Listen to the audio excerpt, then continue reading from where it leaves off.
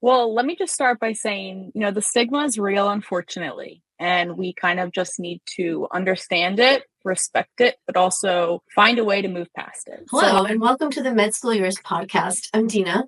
And I'm Carlos, where we talk about everything you need to know about the medical school journey and residency. We've both worked closely with applicants, advisors, and schools to understand the ins and outs of what it takes to get into med school. And now we're going beyond the admissions process. And don't worry, this podcast isn't just about the boring stuff. We're also going to give you a behind-the-scenes look at the life of medical school students and residents. We know that medical school can be overwhelming, but we're here to break it all down for you with expert tips, insider advice, and stories from people and students who've been there. So whether you're starting the exploration process or just curious about what it takes to becoming a future physician, we got you covered. Sit back, relax, and welcome to the Med School Years podcast.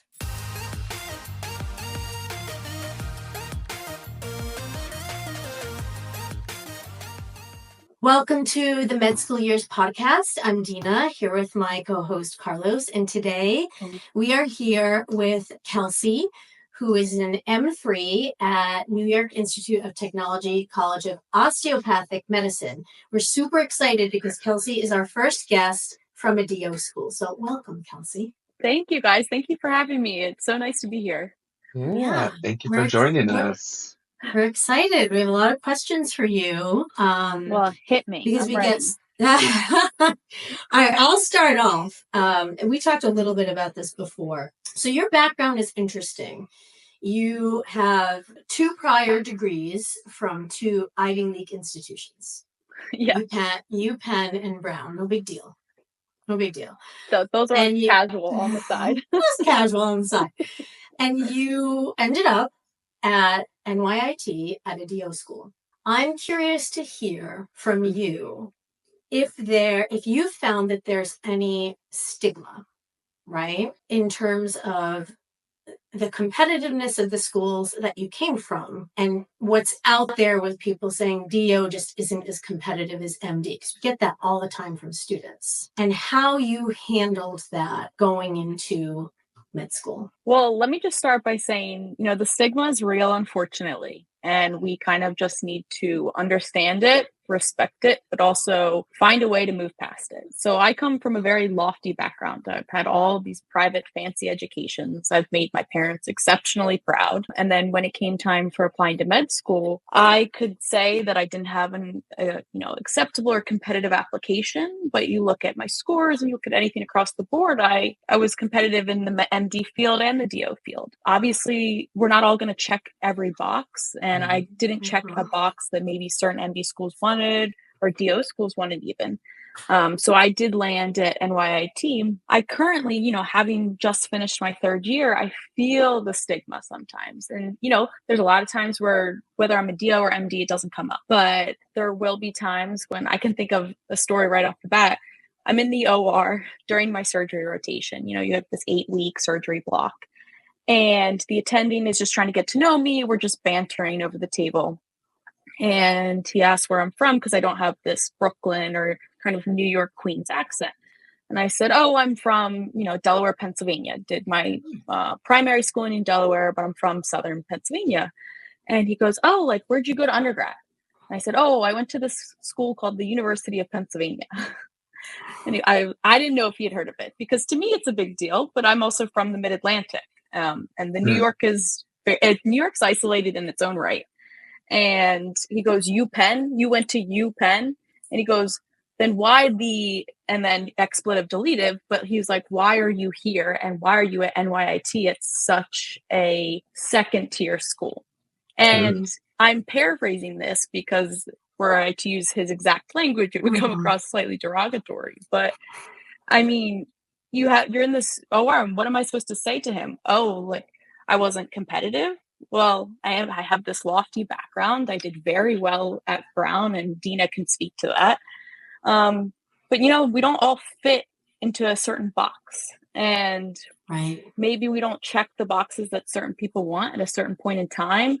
But that doesn't mean I'm not going to be as successful. It certainly means there are more barriers that I'm having to overcome. And whether that's in applications to residency, whether that's in getting sub-Is, or even just getting in research, Yeah, I'm certainly noticing there's some barriers when I have DO next to my name or osteopathic student.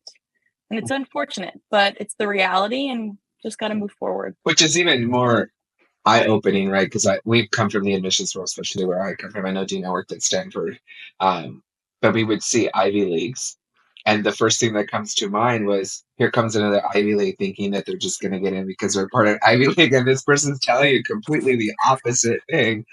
To your point, right? Not everybody fits the mold. Not everybody. Just because you're from an Ivy League doesn't mean you're going to get into the most No, not at all. prestigious program. How did you respond? Like, what did you say to him? Like, just exactly what you told us, or were you just like without words that you couldn't respond to him? Well, it's funny because at first I felt awkward. I laughed because that was my inherent, genuine reaction, was to giggle in the OR. I mean, he can't see my face. I'm wearing a mask. We have a body cavity open. And there's a room full of people, nurses, PAs, anesthesiologists, and you question as a med student, do I speak honestly in this moment, knowing that I am bottom of the totem pole? Do I speak in kind of a conservative manner and make it very politically correct? Or do I try to manage both and give my own agenda to it? And so in that moment, after I laughed, I said, this is just where I ended up. And I ended up following it later on by saying, I did follow a boy to New York because my boyfriend was a year ahead of me. He was going to Hofstra. And so then, we curtailed into that conversation. Yeah. But I have to almost make light of it because otherwise, when you think too much about it, you just get sad because there is just this stigma against it. And granted, it's not in every state, it's not in every hospital, it's not in every person, but there is going to be a situation where you as a med student specifically are in this awkward room where you have to balance between giving the right answer and giving an honest answer. And do you feel like you live, obviously, you have a boyfriend who's allopathic medical school, you're osteopathic, you've been through curriculums. A lot of students don't realize that the curriculums they mirror one another, really. There's very few exceptions, very few differences, rather. Have you seen the similarities, or have you noticed anything drastically different with the education you've received? I actually love that question because I'm in a very unique situation. So I'm at NYIT, down the road from Hofstra, or now known as Zucker, and we have basically the same curriculum because the original academic curriculum writer for NYIT, Dr. Elkowitz, moved to Hofstra and then wrote his curriculum. So we have the same curriculum. It's just the fact that I'm an osteopathic and he's an allopathic. And so you see the exact parallels. So when I'm talking about DPR or doctoring class, and that's what, ZSOM has versus NYT, they're the same class. They have nearly the same prompts, and we're just going through it. And I'm like, wow, Josh, what did you give for this answer? Oh, I gave this. Oh, that's funny. I had that almost same exact question. This is actually a very unique situation because we have the same academic curriculum writer, The one thing is obviously the OMM or OMT, whatever you want to call it, the osteopathic manipulative method or training based on AT Stills theory. And that's what differentiates us because we have, I think it's something over like 250 hours more training just in that field than allopaths do. For example, so when my boyfriend is going to get to do research on his own time, I have an extra 4 hours a week of OMM lab, and that's all the hands-on where you're feeling the musculoskeletal system, you're feeling the cranial manipulation. So you're going through that whole aspect of the body. So that's different. So mine's a much more hands-on education for those extra 250 hours. And his is more, I would call maybe cerebral or academic education. Thank you. Thank you for that comparison. I think sometimes we get that question, or pre-health students don't understand the differences in you having sort of somebody so close to you, be able to compare and relate. Like, what are you doing versus what I'm doing? I think provides good insight. So you made it through the process. You're a medical school student. What is life like now that you're a medical school student? I'm going to be honest. I actually think it's more straightforward as a medical student than it is as a college applicant or high school applicant. And I know that's probably not a mainstream answer. But when you're in high school, you're balancing hormones, friends, cliques, emotions. There's so many extra things you're balancing. Yes, school is easier, but there's that side of life. And then when you get into college, I mean, I personally was an athlete in college. So I was in sports almost more than I was in class. But you're also trying to navigate, if you're in a sorority or fraternity, you're trying to navigate learning a new city, being on your own for the first time, cooking, cleaning for yourself. And that's a whole other aspect. But then when you're in med school, you're an adult. You've been an adult for many years now. You're on a career path that you've been gunning for me. I know I've been gunning for this for over a decade now, personally. I find that you're solely focused on school. The whole point is to succeed. So yes, it's stressful and you're constantly battling tests and anxiety and trying to achieve your goals, but you're singularly minded because there's one goal. You mentioned that you were an athlete, and you and I have spent a lot of time talking about just the barriers for pre-med athletes to begin with, right? And the resources. But what's interesting is you transferred to UPenn, right? You were an athlete, you transferred to UPenn. We get a lot of students that we work with who, like younger students, who say, it's going to look bad to medical schools if I transfer. And they'll often stay in situations in an undergrad institution where they're not thriving or they're not particularly happy or it's just not the best fit for them, right? Talk to me a little bit about that and the advice that, you might have for students who are thinking about transferring but worried about what, the end game would look like. So I'll give it from my own personal experience, obviously. So I transferred from Providence College, Friartown, Providence, Rhode Island. Yeah. And I transferred to UPenn in Philadelphia. So very different, parts of the country because New England to Mid-Atlantic, different cities, totally different approaches also to curriculum. I came from a Dominican Catholic school and transferred to a liberal arts school. So you have very different parts of that as well. I would personally say transferring is not going to dictate whether you get into medical school or not. Yes, of course, you're going to see a transcript, but how you do in your classes and how you involve yourself in your community, that is what dictates whether you get into med school. Whether you transfer because you're homesick or you want a different sports program, that isn't going to dictate it because at the end of the day, the medical school is looking to see if you're a good fit for their program. Not, okay, I made this one decision in life and this is going to follow me. I mean, we have to explain ourselves so much already. So much. It's part of your story why you transfer. So for me, I transferred kind of for a multitude of reasons. I was having a hard time balancing the Big East conference, which is this NCAA Division I conference. There's no limitations essentially on how many hours a week you can practice at certain points. Yes, there are written rules, but then there's also a lot of unwritten rules about unproctored practice time. And I was having really difficult time fitting in labs specifically. And so I was they were telling me, my academic advisors, that I was going to have to do labs during the summer. And I was also very homesick. I was someone who, I was a twin. I still am a twin, but departing from the twinhood for the first time, being super far away from home was very difficult for me. So that's why I transferred. And I owned it. I owned the fact that maybe I didn't look into it. Maybe I just took, the first offer that I was given because I was young when I was going for these athletic scholarships. Like, they recruit you so young too. I mean, I know students who are verbally committed in ninth grade. Yeah. It's like, how can you even make a decision then? I mean, you're as young as 14 when you're making these decisions. Your brain is not fully developed. We know that. That's a very long-winded answer to say that transferring is not going to impact whether you go to med school. It's a great where answer. You thrive, that will impact where you go to med school. Because if you're not thriving, then that will show on your transcript. That'll show in your lack of involvement in your community. That'll show in your lack of extracurriculars. And also, when you explain yourself, you can see passion in someone's eyes. You can see it in how they talk and how they get dynamic in a conversation. When someone does not like where they are, you can read their face, whether they're the best actor in the world. You can still read it in their eyes. So med schools want authenticity, and they want you to own your past, your present, and what you want to do in your future. They don't want you to fake it. Great answer. Yeah. Thank you. I mean, I'm speaking on behalf of med schools. I hope they don't come at me for it. But so you navigated this change, this challenge of transferring, realizing what was good for you, what was not. You come to med school. what has been the biggest challenge that you're like, this is not for me?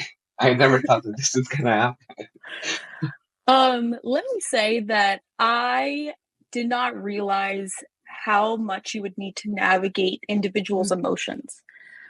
So for example, attendings are each going to have their own personality. And as they should, they have worked for decades to get to that level of leadership. But when you're in a situation where you either have an attending asking you questions that are inappropriate, and not inappropriate in the egregious sense, but just like inappropriate to the situation itself, or asking you to do something that you're not comfortable with, or just not showing you any interest at all, that's the part of med school where I'm like, wow, I'm paying to be here. I am paying to get asked these questions, be in uncomfortable situations, or be in a situation where the residents and attendings have no interest in me being there. And in fact, I'm in the way. That is the part of med school where I have to kind of hold my breath, swallow it, and recenter myself, because I have to understand that this is just a part of the growing process. Do I want it to be a part of it? No. And I know as an attending, I will fully engage my med students because it's something that I have found very frustrating. Or when they've asked me inappropriate questions about my life, for example, why are you at a DO school if you have such a luxurious and Ivy League education? You don't need to ask me that. I'm here because I'm here. Yeah. So that's not something that I'm going to ask my students, because there's no need. They're there because they got there for some reason. And that's in the past. You need to respect the fact that they want to learn, and they are paying to learn. I hate to say it, but as 3rd and 4th year med students, we're still paying to be here. So we want an education, whether you as an attending want to teach or not. So hopefully attendings are listening to this and they can take that. Well, I know it's actually funny. So my mother, she is an MD. She's a very well-renowned cardiologist, actually, in the state of Delaware. Won several awards. I don't mean to pump up my mama, but I'm very proud to come from her. She's a role model. Absolutely. So you can pump her up all you want. First female cardiologist in the state of Delaware, like phenomenal. That's huge. Wow. Seeing it from her point of view, she gets frustrated with students, and especially intern residents. And I had to almost bring her back to my own stance and allow her to sit in my shoes over this past year of 3rd year med school and say, Mom, I want to learn. I want to be here. And you need to understand that sometimes, yes, interns and med students are annoying. We ask a lot of questions, but we're there because we want to be there. And if we're showing interest, tell us that we're out of line in some sorts, or tell us that you don't have the time.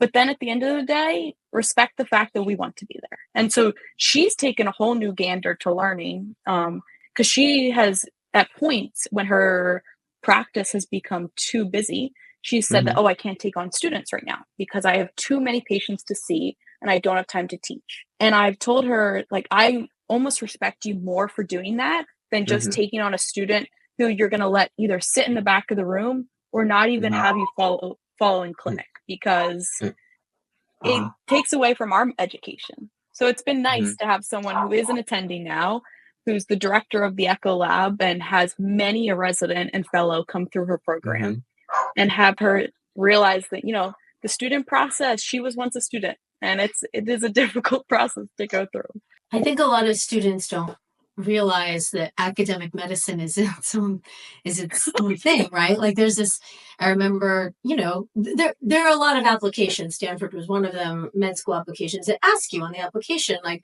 what do you think you would be interested in someday? Is it like, clinical medicine, being a physician scientist, hospital, administration, academic medicine, and academic medicine includes teaching. It's a big part of it. Teaching hospitals, it's what trains doctors, right? And you need a lot of patience, but it's almost like you're doing 2 jobs at once. you're being a doctor, but you're also training people how to be a doctor. And it's a lot of work. You grew up with a mom who's an MD, but you also grew up with a dad who's in NP. Am I correct? Yes. Okay. So two different routes with healthcare. How did that inspire you being in a house that was just so healthcare dominated, and Well, motivate you on your path? it's funny because I wrote on my med school essay, and Dina, you can actually I remember. because I mean, my household growing up quite literally was a constant academic hospital medical conversation. Dinners were always around cases. I swear, every dinner was a case-based learning situation. Whether it was, complaining about their day or a difficult patient or navigating a social issue. Every single dinner revolved around my parents' experiences in the hospital. They tried to push me away from it.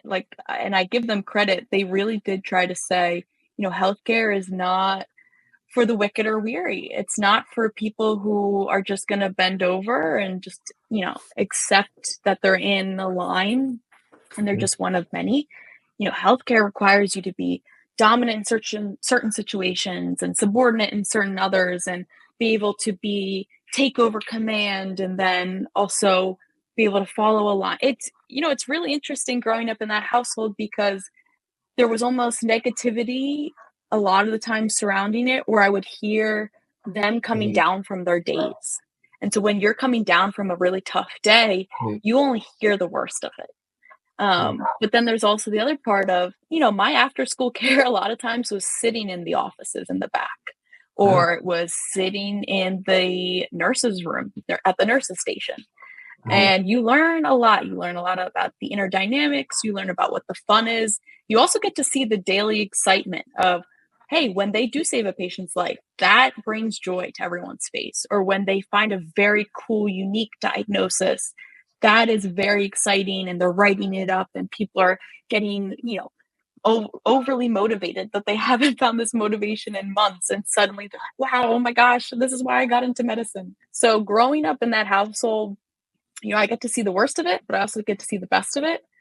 I will say, it was tough being raised when I was younger because my parents didn't come to all my sports games. My parents didn't come to all my shows because they did put medicine first in a lot of the situations. And, I look back on that now, and all I can say is that how much respect I have for that, because to have to say, I'm going to put my kid in good hands. I know I'm going to either put her with a babysitter, a nanny, or my grandparents, whatever it was. I know that I was safe.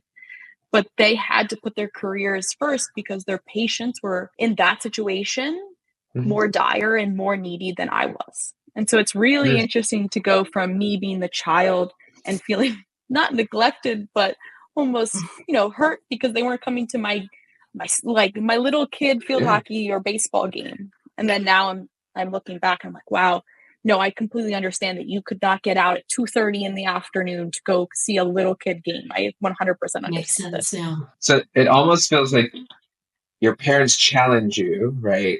They told you medicine's not for everybody. You probably shouldn't do it. Don't do it.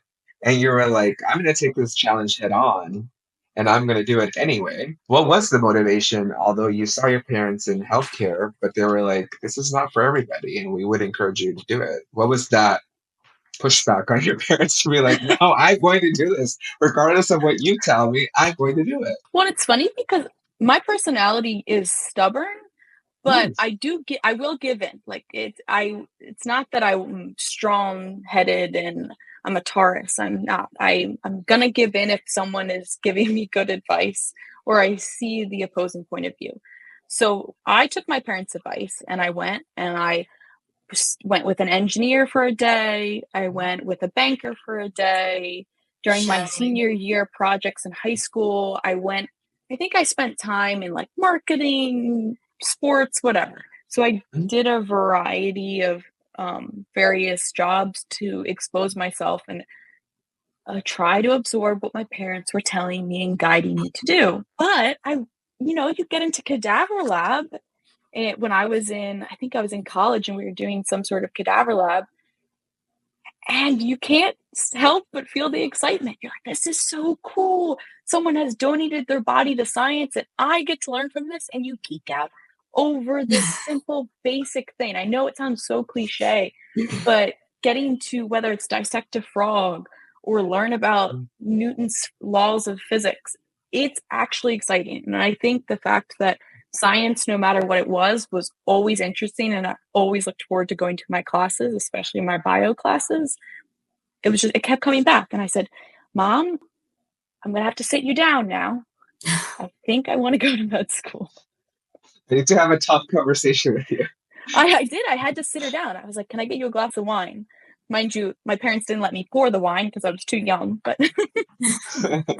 It's good. It's good that you had the exploration, and then through sort of this exploration, your own discovery, you said, this is what I want to do. And um, I love hearing that story. I love hearing stories like that just because it begins somewhere, right? And I think that's the same motivation that carries you through med school, because I've been on the student affairs side where sometimes I think students realize later in life that they made the wrong decision and maybe this is not for them, or they thought that this was different. It's good that you're carrying that resolve through, right? Like that you're pushing yourself and saying, like, this is what I want to do and I want to do it, and I'm going to push through all of the difficulties that are coming my way, including your interactions with inappropriate attendings, unfortunately. But I think that hasn't dissuaded you from being a doctor. So, question, what kind of physician do you see yourself becoming in a year and a half, a year? So I will be applying to orthopedic surgery. And I think this kind of relates back to the fact that I was an athlete in college, Division I sports. But I actually didn't always want to be an orthopedic surgeon. In fact, I was always told I was too small. I don't know if you can tell from the video, but I'm 5'2". I'm a petite lady. It's never been a problem before, but growing up, they were always like, oh, you can be whatever doctor you want. You just can't be an orthopedic surgeon because that requires hammering and chiseling. But then when I was on my surgery rotation, literally this year, and I was in an ortho case, I think it was probably my second or third week, and I just could not wipe the grin off my face. Once again, very cliche moment. I just was in awe. I thought it was so cool. And we were happening to do, I think it was like a total knee replacement. So we're drilling, hammering. The guy is letting me like readjust the leg. And he's like, yeah, you want to get up here? You want to hammer? You want to, what you really want to drill in the screws? Yes, absolutely. And I'm in there and they lowered the table for me. They put me up on a stool. There was no question about my ability to do it because I was petite. He just ergonomically set me up to then be able to do it. So there wasn't a question of, oh, you're too petite. You can't get up on this. I think it was probably 290 pound, 280 pound person. What they did was they adjusted it to my height. So I had the proper angle and I had no trouble because the drill is electric. So it goes pretty smoothly. But yeah, so it was interesting because I've always liked orthopedics. I've always been in sports. I've torn my own ACL and meniscus. I've had my own surgeries. But then to have been pushed away from it and then come back to it a full 360 once again and said, wow, I really like this. So that's what I'm gunning for at the moment. And once again, it's a little difficult because I'm a DO. DOs do not match as well into orthopedic surgery as MDs do. That's not my own bias. That's just a statistic. But it's something that I want to do. And I'm honestly putting in full force to make it happen. Whether that's doing research on the side, whether that's attending case conferences, whether that's already ingratiating myself with the residents in this community, I'm going to do what I have to do because I want to become an orthopedic surgeon. And I'm not going to let whether I'm a DO or MD or someone else's stigmatization of that determine what my future is going to be. Good for you. You've always been tough, right? A little gun-ho. She said it.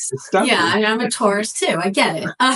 The stubbornness, and I think the athlete in you, you have thick skin. You do. You have thick skin. You can handle a lot. And I think part of that in your journey in med school, outside of the classroom, like supporting that has been your wellness. You're very involved in weightlifting and fitness and maintaining your wellness. So talk to me about how important that's become to create balance, but also mentally to prepare you for, I am strong to do orthopedic surgery. I do have the strength to take on, a specialty that maybe people look at me and think I'm not strong enough to do? Well, so it's funny. I think it was my first year of medical school. I've always coached field hockey. Whether it's usually Pee Wee field hockey where it's the little kids running around. I've always coached it because I was a college athlete myself. It was natural. But my first year of medical school, I joined a private training gym in New York, and the owner approached me and said, "You have fantastic form. You have great energy. And you have this background because you're in medical school. Are you interested in becoming a trainer with us?" And I said, "I have zero training experience. I am not certified. I'm only a coach." And he said, "Well, let's try it out. Let's get you certified and let's get you trained up and see what you can do." And so this has become almost an integral part of my life. So at least once a week, I'm at a private gym and I'm training either private or small group sessions in strength and conditioning. And it's anyone from 25 years old to, I think our oldest person is 79 years old. And it's something that, I myself try to stick to a rigorous strength and conditioning routine because I've been an athlete since my parents put me into sports when I was 3 years old, but I've enjoyed sports from as long as I can remember. And I enjoy being active. I now completely understand the health benefits and the longevity that it serves being active. But being able to have this balance where I get to go in, I get to train individuals, I get to teach them how to lift, and then also say, "Hey, this is going to help you prevent or stave off osteoporosis. And this is why." And it's because I learned this in my textbook in medical school. It's really a nice balance, and it gives me perspective. And I know that sounds like that's such a blanket statement, but being able to not just be so tunnel vision in medical school where you're always reading the books and you're just trying to perform well on tests. I get to go out into the real world, apply what I'm learning on a weekly basis, and also engage with people from my community and love what I'm doing. So I love being a trainer. I truly enjoy talking to the young and old about how to lift and how to run and why it's important. And then I also get to work out myself, which is the only way to keep a cool and calm mindset. Because, Dina, as you said, being a medical student is not easy. Mentally, it's stressful, it's challenging. And there are times where you really feel like you need to scream. But being able to work out and also train others, you help calm yourself and you help keep a cool head. And also you help balance your emotions. Emotions are both positive and negative, and we need emotions. We can't be robots. But being able to utilize them and put them to use in certain situations, I think that athletics and specifically training in my community now has helped me with that. Have you found that OMM training in osteopathic medicine with the musculoskeletal system, which allopathic medicine doesn't have, do you feel like that's helped you in this scenario? I know I talked to a lot of DO students who say, I'm so happy I ended up in osteopathic medicine because I can't imagine my curriculum without this OMM training. I will say, it's going to sound cheesy, but I use my OMM skills every single day.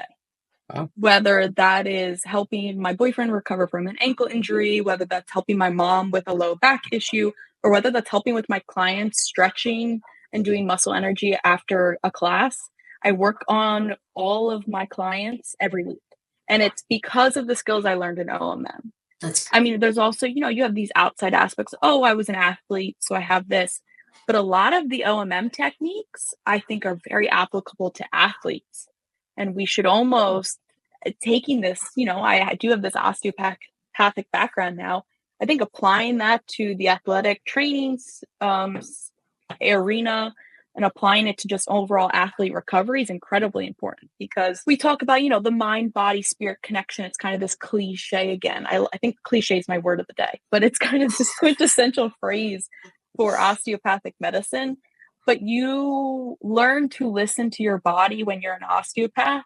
And I think athletes are very, very in tune with their body, what aches and pains are, what the difference between pressure and pain is, or growing pains and actual serious pains like injury pains. It's become incredibly beneficial. And I look over to my boyfriend. He's extremely successful allopath, beyond, without a shadow of a doubt. He's going to be a neurosurgeon starting June 30th. And we're interviewing him too. So. I know. Get excited. Can't you win with it's a package deal? But I mean, I look at him and he'll be like, "Oh, Kels, can you do that thing to my lower back where you have me hike my hip and I go back down?" I'm like, "Oh yeah, Josh, like I can do the FPR and I can do MUT and I can do all my, fancy terminology, but essentially I can do OMM to you and make you feel better."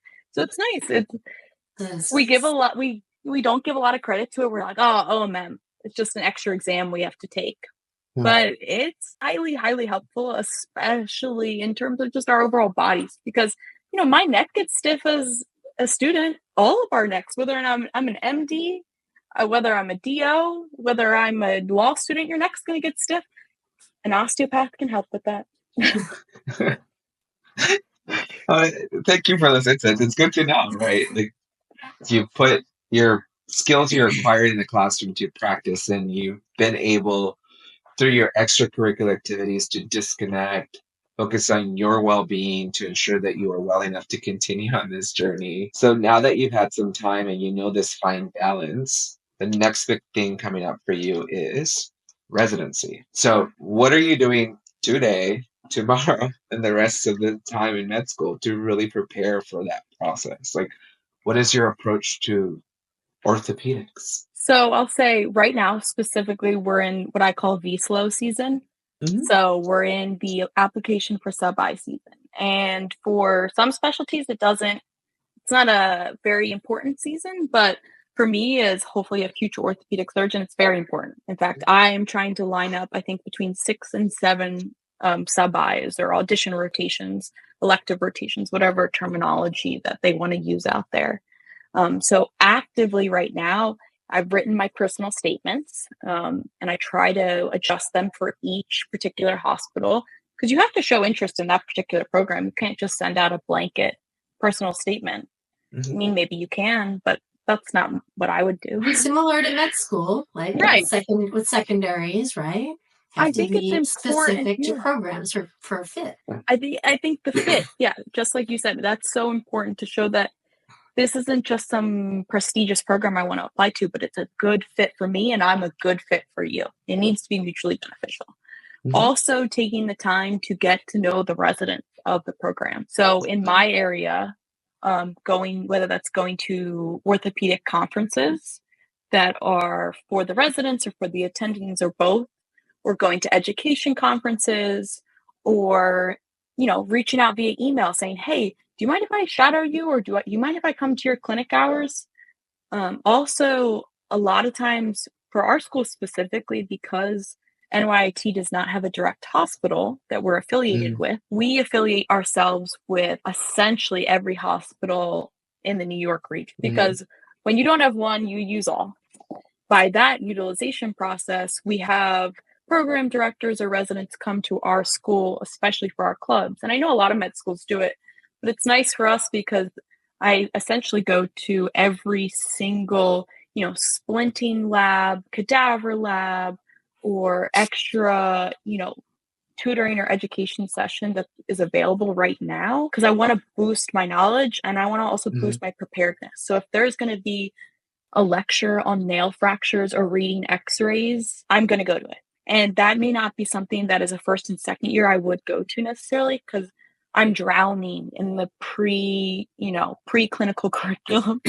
I don't need to add on something extra. Do I want to add on something extra? Of course, I always want to learn what I'm interested in. But now in this third year time where I'm focused in on what I want to go into and I'm applying to that, everything I do is in order to achieve that goal. Conferences, doing extra research, also utilizing just, previous connections. So if I've rotated with an attending prior, I'll reach out to them and say, "Hey, if I can't shadow you moving forward, is there someone else? Do you have a buddy that I can shadow?" Even someone in a different institution. That's great. Are you studying for COMLEX or STEP, or are you doing both? I've heard different stories, especially for competitive specialties. Oh yeah, I guess that's on the side. So yes, I'm studying for both Step 2 and COMLEX 2. So that is one thing about being a DO, is you can just take COMLEX and be accredited as a full physician, but I want to be ACGME accredited So I want to have both an allopathic accreditation and an osteopathic accreditation. So I've taken Complex 1 and Step 1. So I take the same exact exams as any MD student. Currently, right now, I'm studying for Complex 2, which is the DO version, and then Step 2, which is the MD version. So I think it's funny when people are like, oh, you don't want to be one of those DO doctors, do you? I literally had a client at the gym ask me that. And I said, oh, well, I think I do want to be one of those DO doctors. But did you know we are accredited exactly the same if you take these tests? And I'm taking both. In fact, I'm going to be dual certified. I will have more exams on my docket than my peers in allopathic schools. Does that make me better? No. It's just what I am. It's what I'm going to be. So I think, I don't even know where I was going with this. It's exam season. Preparing for exams. Yeah. I mean, I was just curious, right? Because I think the idea is that DOs take complex, MD students take STEP. I've heard that super competitive specialties, DO students tend to take both complex STEP or just bypass complex and take STEP because of the specialty they're trying to pursue. It looks like you're enjoying, you want both and enjoying both, because I can't imagine not enjoying the DO side of it, right? And not wanting to do both to be certified equally the same. Because some students, again, are very, this is what I want to do. I don't care the DO piece. I went to med school, but I'm going to go take STEP to make sure that I can get into a very competitive specialty. So good for you. People have different approaches to it. Some people get into a DO school and say, wow, I really enjoy this connection that we're bringing from the mind to the body, and we're not taking a pharmacologic approach to medicine. We're taking very much I'm going to read through the record, I'm going to take a new history and exam, and then I'm going to apply and see where to go. So that's one mindset. And I'm just going to do it the osteopathic way, which is to have the body heal itself, essentially. Mm-hmm. Then there's the group that say, oh, you know what? I got into med school. Who cares whether it's DO? I'm just going to be an allopath, and that's what I've decided. And so they, like you said, they're just going to focus on STEP. They could care less about their COMLEX and their COMATs. And then I think I take the other mindset of, you know what? I have to embrace the fact that I'm a DO, and I'm going to do both COMLEX and STEP.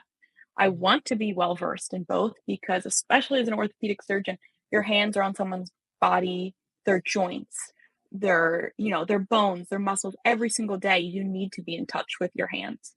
And so I think that's incredibly important. And you can't neglect your training. You've been trained in it. Why put that off now? I think taking both is important and not neglecting either. Yes. Now, if you're going into family med, do you need to take Step 1 or Step 2? No, you don't. If you go into EM, do you need to take Step 1 or Step 2? No, you don't. So there are certain specialties. I personally would not waste your time taking these extra exams, because they're exhausting. They're a lot of money, and they're stressful. Yep. But if you're going into a hyper-competitive specialty and you know you're just as good as any MD applicant and you need to prove it, yeah, you need to take Step 1 and Step 2. Thank you for explaining that. And clarification again, right? For those that are, do I do this? Do I do that? I know so many people they'll ask, they'll say, like, what do I do? You got to do what's best for you, but you also have to play the game. Unfortunately, it's still a game, and you still have to try to win over those who may have, some lingering bias. You're always proving yourself, right? Always. Yeah. But that's the game of medicine. You have to prove yourself. You mentioned like your preclinical years. I want to ask a question about the curriculum at NYIT. Like a lot of schools, the first year there's no mandatory lectures, right? So it's just mandatory labs. Am I correct? Yes, correct. What was that like for you? And how do you think that works for some students and not others? So they did what we call a hybrid curriculum, which is essentially kind of what we had at Brown, where a lot of the lectures were online, and then you would have certain things in person. But NYIT has kept this curriculum that all lectures are previously recorded, and you only go in class for labs. So you go in class, or in person rather, for your OMM lab, your doctoring or DPR lab, and then if you're doing an anatomy lab, you'll go in person for that. I think it works exceptionally well if you are self-motivated, like many a med student. It is very difficult to bridge any sort of camaraderie or make friends during that first year. Interesting. So again, I keep relating back to being an athlete, but as an athlete, you're always with people. You live, breathe, eat, sleep all next to them. It's like an automatic peer group. Yeah. Automatic. And going into med school, not having an automatic peer group, that was intimidating for me because I looked forward to every single lab I had in person. I didn't care if I had to drive. I didn't care about traffic, nothing. Because it was the one opportunity I got to make friends. And it sounds cheesy and it sounds cheeky and it sounds childish, but without a friend group, you won't sustain yourself in medical school. You need it. It's healthy. Support. And it's important to you, right? That is important to you as an individual. So you did what was beneficial to you going when you didn't need to make friends. So that's a really good point. It's not everyone's cup of tea. Some people enjoy the almost isolation of it because they get to focus on themselves and focus on their own success. So some people thrived in it. And others like me, I sought out more in-person events. But then you have, again, another contradiction. Some of the other med schools, in this area of New York, they have required in-person. And required in-person every day of the week at 8 a.m. That's very difficult because you're just exhausting students and half of them aren't paying attention. So I think the hybrid curriculum lends itself to many personalities, but you have to be willing to kind of be intrinsically motivated. How do you push back on that stigma? And I think you mentioned it, right?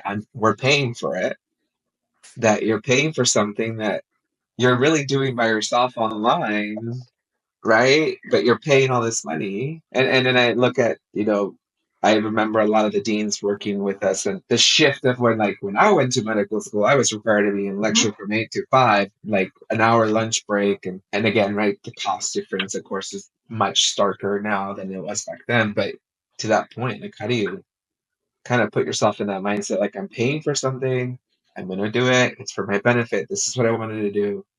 But I have that flexibility. Yeah, I think it depends on how you value schooling and your own monetary value of it. So some people kind of lose track and they essentially think of med school as monopoly money, right?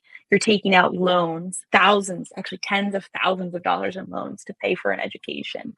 So you lose track of how much something is worth. And the fact that maybe each class, if you were to pay for it individually, is actually worth $2,000. I don't know if that's a real number. I'm just throwing it out. So for me personally, it was about making it worth it. So if I wanted to get more engagement, I went to that professor. I went to their office. I walked around campus with some of my professors. And you know what? There was one professor who we always had weekly online class with. And I straight up told him one day, I can't deal with this anymore. I hate seeing you over a screen. I can't read you.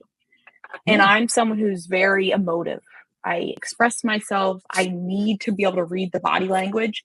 And it was just his head. And I said, I spoke up, and it's a group of 8 of us. And I was just being a loudmouth that day. I don't know what came over me. And I said, I can't deal with this. And he said, okay, do you guys want to come to campus? I don't want to make you come in. I feel bad making you guys drive. Unanimously, everyone said, let's go on campus. So the next week we went in person. And this wasn't, oh, Kelsey came up with this great idea. I think everyone was thinking it. And we enjoyed being at home for the most part. But there are some times where, hey, I just need to go in person. I need to chat this person's ear off. I need to learn what my professor is saying. I also need to be able to ask direct questions off of what he just said. And so if you make the experience your own, so you have to take everyone's going to value med school differently. Some people are going to say, oh, that's a drop in the bucket. Some people are going to say, oh, you know what? I prefer to be it's more value to me to be able to sit in my Manhattan apartment and study rather than commute to campus. If that's how you value it, then that's what you should do. You should always be genuine to yourself. Don't ever try to get into a system or a med school that doesn't fit who you are. And if it's not fitting you who you are, make it work. Good advice. Because someone out there is going to be willing to listen to you. And even just acclimating to New York. Right? Like such a diverse population. You're in and out of hospitals. You have probably seen people from all over the world. How has that transition been? I imagine in some aspects, you probably feel like it's made you a better med student because you've been exposed to so much more. But I'm sure it also brings its own difficulties as well. I mean, everything you said is accurate. So originally I'm from Minnesota. I have no Minnesota accent. I didn't live there beyond 2. But I came from a quintessential lily white American middle class town. Then I moved to southern Pennsylvania, which arguably you could say is redneck if you want to use that term. It's a lot of farmland, and I didn't grow up with speaking a lot of different languages. My parents in the household spoke different languages because my dad is Polish, Russian, and German. So he spoke a lot of Polish. My mom speaks Spanish. And then, of course, I was stubborn again and chose to take French and took that. But then I get to New York for college, or excuse me, for medical school. I'm losing track now. I get to New York for medical school, and I'm like, you're dropped into the most diverse community in the entire country. I mean, Queens has over 200 languages spoken just in this small region of the country. You're also overwhelmed by everyone is different. I specifically now live in the Portuguese capital of New York. And being just involved in these different traditions and different communities has given me so much more appreciation for human life. I know it sounds so cheesy, but being able to go to temple with literally the Jewish community down at the end of the block, and them being willing to teach me, oh, like this is the Torah, this is why we do this is why on Saturdays we don't use electricity. And that's one example. Or being able to go to church with another friend, or being able to go to one of my friends' house. She is from Pakistan originally, and her mom just will make a spread for us on a Saturday morning, and we're watching cricket on TV. I kid you not. Never watched cricket before in my life. And it sounds so cheesy, but it's really not cheesy. It's so unique living in New York because you will be exposed to things, traditions, cultures, and interactions that you've never seen in your entire life. And you will gain respect for that people are different. And it's a good thing to be different. That's great. That is great. Before we wrap up here, because I know that you probably have to get back to studying because you're taking two board exams from 2 different DO and MD. Your journey is fascinating, right? Having been a transfer student playing sports, not in med school, having a partner that's also in med school, not a DO and MD, you being told that, no, this is just not for you because you're small in height. You don't have the strength to drill bones and put screws in people's bodies, which for me personally, that sounds kind of icky, but that's why we have people like you that enjoy doing that. Yeah. What is the one piece of advice that you would like to share with pre-health student and current med student that they could take away that really highlights what this profession is all about? Because to your point, everybody comes from different paths, right? And there's a lot of doubt, a lot of pressure of you can't do that, you have to do this. But what is that one thing for them to stay steady in their journey of wanting to become a doctor? So I think, becoming a doctor is a marathon, not a sprint. You're not going to get through the curriculum in 2 years. You're barely going to get through the curriculum in 4 years. And then you have residency, fellowship after that. So the one thing I would say to any pre-med student, high school student, any even current medical student is you have to be authentic to yourself. And what I mean by that is you have to listen to yourself. You have to trust that you're doing this out of good reason. And you also have to follow your path. You don't have to do it for anyone else but yourself. If at the end of the day, you wake up in the morning and you look forward to your day and you are happy when you go to bed, then you're in the right place. If you start to question that more days than not, or if you start to pose or, change yourself for those around you, or even for your own parents' ideas of your future self, then it's not for you, because this is a long process and there are going to be more bad days than good sometimes. That's great advice. Thank you so much, Kelsey. Yeah, of course. This is so good. This was great, and I think you gave so much information that will help so many other students and prospective students, especially from the lens of osteopathic medicine. And good luck with all your sub-internships. I can't wait to see how things work out for you with residency. I know. I can't wait to call you up on match day 2026 and say, Dina, I made it. I love that. I love the journey from start to finish. And I'm very fortunate to have known you, prior to our recording today. Just seeing that evolution is really astounding. So yeah, I'm really proud of you. It's good to be here. Thank you guys again for having me. And to all pre-meds and current med students out there, I promise it will all come to fruition. All of it will be worth it in the end. Well, pleasure meeting you. Thank you so much for joining us. And again, to Dina for the introduction. And we look forward to see what the future holds for you. Thank you so much.